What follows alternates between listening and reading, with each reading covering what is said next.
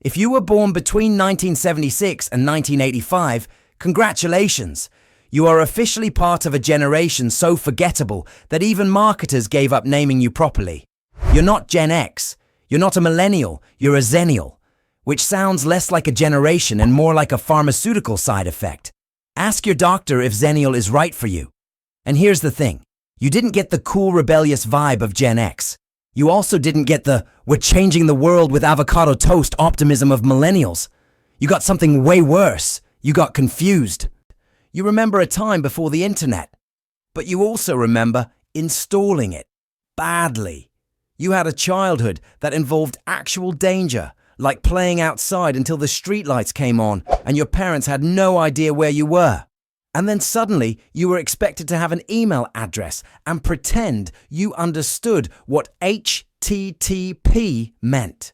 You are the generation that learned to read maps, then immediately forgot how because of GPS.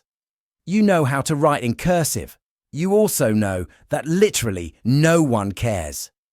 You bought CDs, then you burned CDs.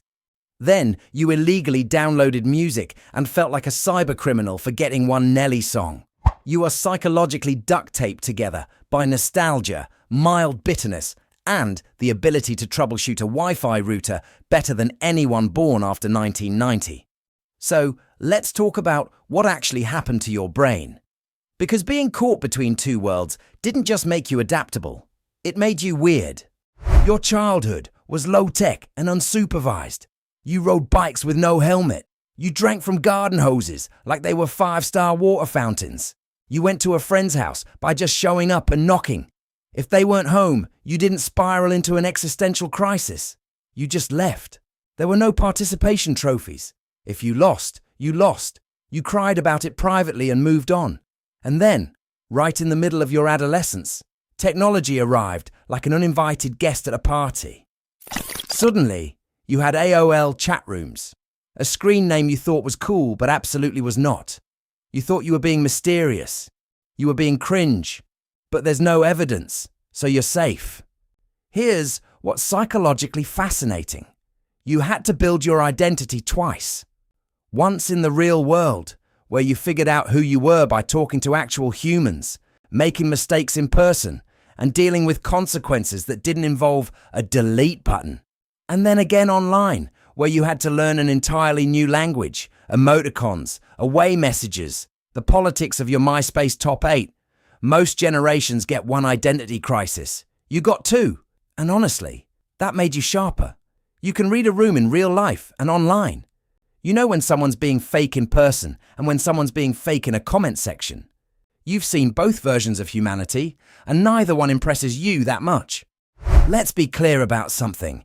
You didn't grow up with technology. You grew up on technology, like lab rats. Every single device you touched was a prototype. Your first computer, it crashed if you breathed on it wrong. Your first phone, a Nokia brick that could survive a car accident but couldn't send a photo.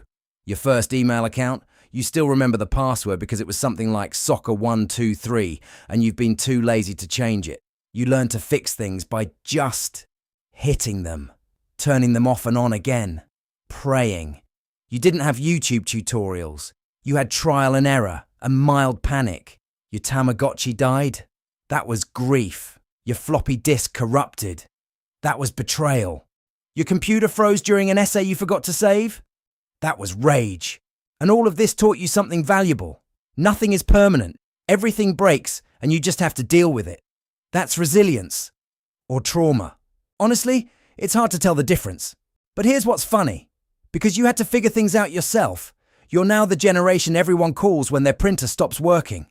You're 40 years old and still the IT person at family gatherings. Can you fix my phone? Why is my computer slow? What does cash mean? You don't even work in tech. You're just the only person who remembers that turning it off and on again actually works. Before smartphones, boredom was an art form. You stared at ceilings.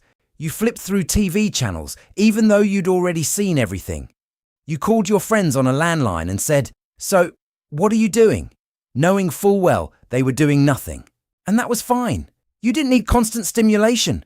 You could just exist. Then the internet happened, and suddenly you had access to everything, which should have been amazing. But instead, it just made you realize how much time you could waste. You spent hours customizing your MySpace profile, choosing the perfect song, adjusting your bio, ranking your friends like it was a competitive sport. You waited 45 minutes to download one song on LimeWire, and half the time it was mislabeled. So you'd think you were getting Coldplay, and instead it was some German techno remix. You refreshed your email 900 times a day, even though no one was emailing you. You played Snake on your Nokia until your thumbs cramped, and none of it mattered. But also, all of it mattered, because it taught you something important. The internet is mostly a waste of time, but at least it's entertaining. Now you scroll through your phone and think, this is stupid, but you keep scrolling. Here's where you're different from every generation after you. You had to develop social skills in person, face to face, without editing. If you said something awkward, you couldn't delete it. You just had to live with it, forever. You learned to read body language, tone, actual human reactions in real time, and that made you better at people. You can have a conversation without checking your phone every 12 seconds. You can make eye contact without it feeling like a hostage situation. You can tell when someone's lying because you've spent years watching faces, not screens. But then, just when you got comfortable with that, you also had to learn how to socialize online. AIM, MSN Messenger, MySpace comments, Facebook pokes. You had to figure out digital communication without a manual. What does K mean? Is it passive-aggressive or just efficient? Is someone mad? Or did they just forget the exclamation point? You became fluent in 2 languages, real life and online weird. And now, you can navigate both. You can network professionally on LinkedIn. You can banter in a group chat.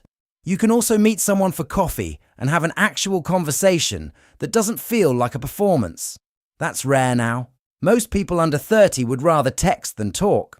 Most people over 50 would rather call than text. You can do both, and you're annoyed by both. Let's talk about your emotional dependency on the past. You romanticize everything. Blockbuster on a Friday night, best feeling in the world. The smell of a freshly opened CD case, pure serotonin. The ding of AIM when your crush signed on. Heart palpitations. You will defend things that objectively do not matter. Streaming is fine, but it's not the same as owning the DVD. Playlists are convenient, but they're not mixtapes. Texting is faster, but it's not the same as a handwritten note. And you know what? You're right, because you lived in a time when things required effort, when making a mixtape meant planning, timing, and genuine thought, when taking a photo meant you only had 24 shots. So you better make them count. You didn't document every moment. You just lived them. And now you're watching younger generations film everything, and you think, this is exhausting. But also, you're a little jealous they have evidence of their good moments. Because your best memories, they only exist in your head, and maybe a box of photos in your parents' attic that you'll never look at.